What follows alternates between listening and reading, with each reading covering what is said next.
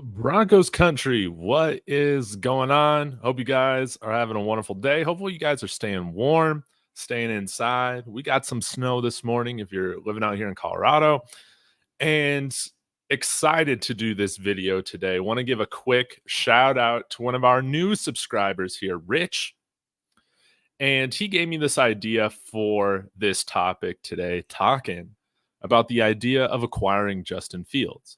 What would it take? He had an initial idea, an initial trade proposal. And so today I'm going to walk you through my thoughts on his idea about this trade, but also what in my mind might be the right price to acquire somebody like Justin Fields. So, and what would be some of the potential payoffs or positives from doing a trade like this. So I'm going to go ahead and share my screen.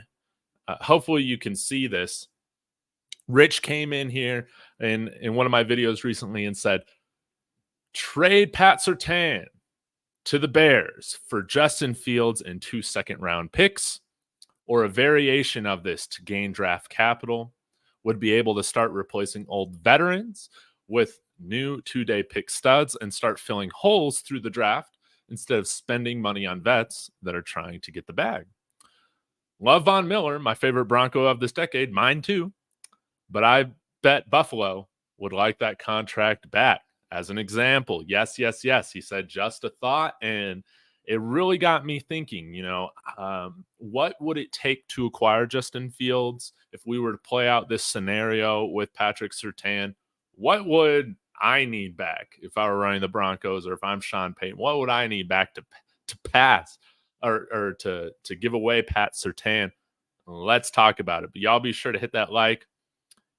Please consider subscribing. And yeah, we're on our way to 100 subs, but let's go ahead and get into this. So really interesting idea, Rich. And I wanted to bring this up very quickly.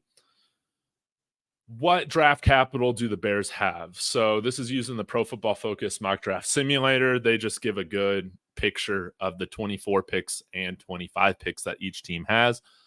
So we're taking a look here at the Bears. They have the number 1 pick, of course, from Carolina, but then they have their own first-round pick here at number 9. The issue right now is that I didn't realize this until you brought this up, Rich, that the Bears also don't have any second-round picks this year.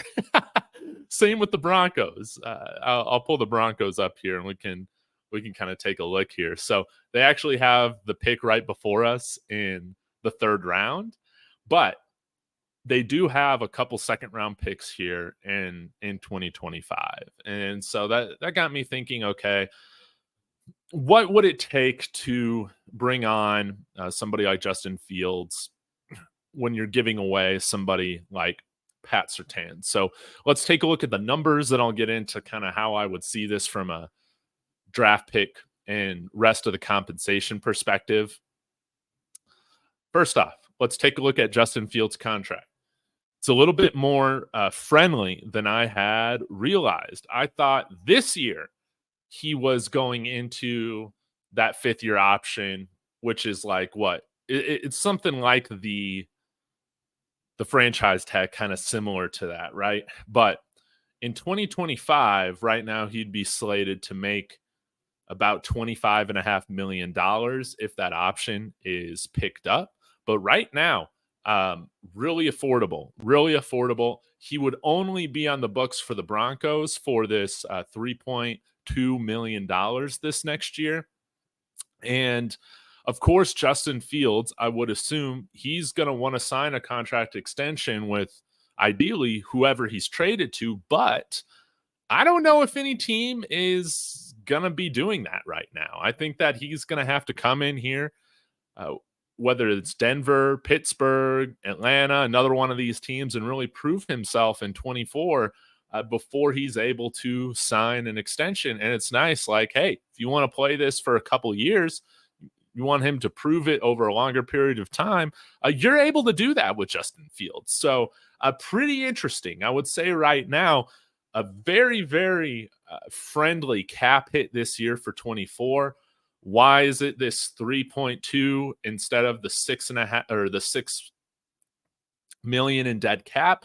This is because the Bears would retain the rest of that dead cap when trading him away. I think it has something to do with the signing bonus or something like that. Not entirely sure. But anyways, he would only be on the books for any other team if he's traded for $3 million. And I'm trying to think of, okay, $3 million. That's like half of what Jared Stidham's making this year. Okay. And we've talked about different bridge quarterbacks to bring in here, right? So we've talked about throwing around the idea of like Sam Darnold or Jameis Winston, or who else have we talked about?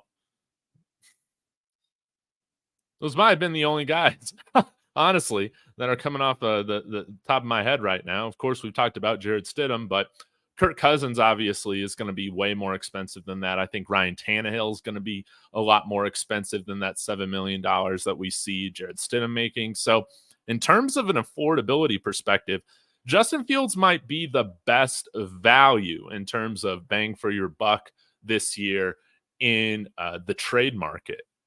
Very fascinating. Okay. So now let's get into how a trade would affect the Broncos cap situation. Okay. So for this exercise, let's say we are trading Patrick Surtain to the Bears for Justin Fields and a handful of different draft assets, draft capital. You can't throw in the picks in here. So that's why I just have it as like a 1-to-1 swap. Since we do have to have a dead cap hit here with having Patrick Surtain on the roster and then trading him, it kind of ends up being like a 1-to-1 swap with the contracts. We actually save a little under $300,000 with making this trade, but in a sense, you can look at it like, okay, if we're getting rid of Surtain for this exercise, we're barely incurring, or it's like a 1-to-1 swap basically with the contracts. Now, if we were to work out some trade where, hey, let's say we're trading our 3rd round pick, 76 overall, right, for Justin Fields. Am I able to get rid of him over here?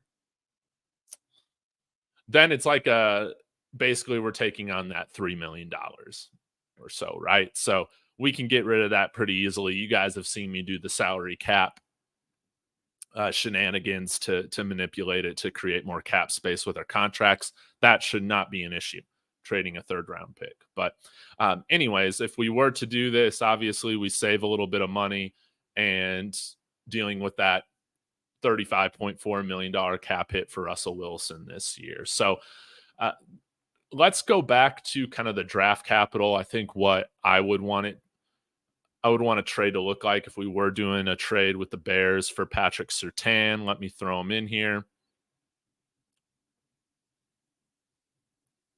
So we got Patrick Surtain right here. I think ideally, like what I would like, since we can't get any 2nd round picks this year, I would like to see a little bit more. And this might be a little crazy for some people, but hey, I would love to see us be able, honestly, if we're able to trade him for that 9th pick, overall, plus some change. I mean, obviously that's like super ideal. Okay. I think that would be great. Say we get the 9th overall this year, a 3rd and a 4th and a 5th, something like that next year. That would be wonderful. Since we don't have the opportunity to get 2 seconds. Now, if this number 9 pick is not on the table, I mean, that's when we're really asking to, take a lot of of draft capital in the following year. I think that's what I would like to see. But yeah, without the Bears having 2nd round picks, I think the incentive for trading somebody like Patrick Surtain to the Bears for Justin Fields and some change, it doesn't really add up. But let's say we're able to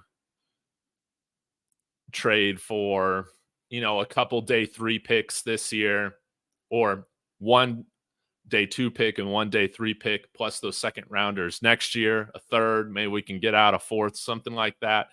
And you're adding in Justin Fields as well. So I guess they said that would be likely accepted. I don't know how to find like an even trade here, maybe a second and a third next year as well. Maybe that's a way in which we could structure this deal, or we're trading up 3 spots from 12 to 9, and we're also getting Justin Fields along with 4 other draft picks. That would be something that would be pretty interesting. But ideally, what I would like to do is hopefully find a solution to where we can acquire Justin Fields without having to give up Pat Surtain, But I understand part of this with Pat Surtain is being able to acquire a ton of draft capital, okay? Yeah, totally get that. Right now, we're a little hamstrung, like I said, with the Bears not having any second-round picks as well, to where I think if we were to pull off a deal like that, we would have to be going heavily after the Chicago Bears assets in 2025. And you might ask or wonder, hey, why are you trading Patrick Surtain if, shouldn't you just trade him to then move up to number 1 or 2 or 3 to draft one of those guys like Caleb Williams, Jane Daniels, or Drake May? Ideally, yes. But when I'm talking about this scenario, I'm wondering, or I'm operating from the assumption that those picks are off the table. Like, those teams want to pick those quarterbacks, and they're not going to pass up on those quarterbacks, even if it means passing on an all-pro cornerback. So very, very interesting idea, though, about what it could take to bring on Justin Fields. If we're able to trade, for instance, pick 76 for him, people have brought up the idea that it might take like a second-round pick, or that the Bears are rumored to want a second-round pick. Well, we don't have one. Would you guys trade a second-round pick next year for him? I don't know if he's proven enough to where I would feel comfortable doing that, but I've long brought up the idea of going with, hey, Spencer Rattler, if he falls down to round 3 to pick 76, right? I'd be open to Michael Pratt at pick 76, okay? If I'm open to those guys using the 76th pick, you bet your butt I'm totally open to trading that pick for Justin Fields, especially with how favorable his contract is this year and the next. The fact that we have 2 full years before he needs to be signed to an extension, that's always nice. And we can see if a guy like Sean Payton can get the best out of Justin Fields this year. Of course, Justin Fields is operating in just a environment where quarterbacks go to die, right? The Chicago Bears, but he's got good size. Obviously, he's a great runner, but I think he also has a good amount of arm talent as well. Of course, he has struggled with his accuracy. Again, kind of similar to Russell Wilson. We never really saw Justin Fields hit the deep and intermediate passes down the field there in the middle, operating a lot of like kind of towards the line of scrimmage, a lot of short and screen games, and then maybe going outside a little bit when it's downfield. But maybe Sean Payton's able to get more out of him this year. Completion percentage is something that definitely needs to be worked on. Pretty inaccurate when it came to throwing downfield. Again, under 50% with those medium to deep routes, 10 yards plus. That's not great. But I would think that, hey, for $3 million, you got a guy who can definitely play off script a little bit. He's able to make plays out of nothing. Obviously, one of the best scramblers and runners from the quarterback position in the NFL. Does he have the ability to play on schedule more? I don't know. We haven't really seen Justin Fields put in a situation to where he's been able to play on schedule, right? I mean, when you're playing with one of the worst offensive lines, if not the worst offensive line in the NFL, you're not going to be able to stand in the pocket. Again, we've seen some of that issue with Shedeur Sanders at the college at the college level. But for instance, let's compare here where Russell Wilson is with some of this stuff. I mean, wow, I didn't realize it was this bad for Russell Wilson. Deep routes, he's 6% less than where Justin Fields was at. A 38% completion, a little bit better in the medium game. So again, maybe there is opportunity for Justin Fields to take a step. But I mean, we saw it with Russell Wilson that there just wasn't a lot of plays done in this center area of the field, and defenses were kind of able to scheme around that. So, yeah, overall, Rich, when you first brought up the idea, I was like, no. But if we're able to figure out this compensation in another way, I think I would be open to it. Of course, you want to keep a cornerback like Pat Surtain as much as you can, but let's say we do trade and we're able to get that number 9 pick along with Justin Fields. Hey, we can go after a guy like Nate Wiggins, okay? Cornerback out of Baylor. We could go after Cooper DeJean, cornerback out of Iowa. These are top 10 cornerbacks to where we could just draft another one and kind of reset that rookie contract for the cornerback position, just like the Chicago Bears are going to be doing when they draft, in my opinion, when they draft Caleb Williams or Drake May at number 1. They can kind of reset where their quarterback contract money is at due to that rookie contract, because it's just going to be very affordable for the next 4 or 5 years, right? Instead of paying Patrick Surtain a big extension, we could go and draft, hopefully, another guy that projects to be an all-pro with that pick, if we're able to get that or trade up. So really interesting idea. I'm curious what your guys' thoughts are on this, and what kind of scenarios would it take for the Broncos to pull off a trade with Justin Fields, whether it involves Pat Surtain or not. Please let me know. But yeah, again, when you can get somebody like Justin Fields for half the cost of Jarrett Stidham, it's kind of interesting, right? Bruce Ducey. I know. This whole thing is it's definitely far-fetched. Nah, you lost me. Surtain for Fields is nuts.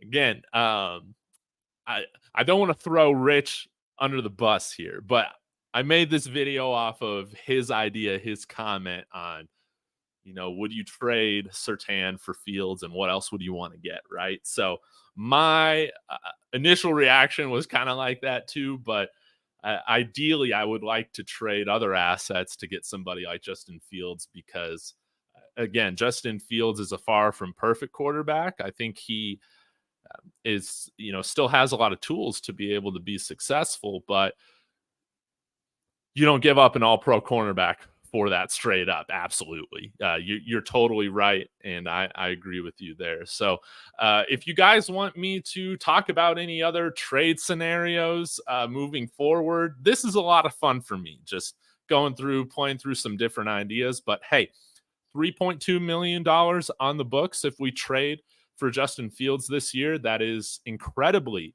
affordable for the Broncos cap. Y'all let me know your thoughts in the comments. I'm going to head over to my other channel, David Talks Buffs, for another stream. So appreciate you guys tuning in. We're on our way to 100 subs here. Means a lot. And as always, everybody, go Broncos.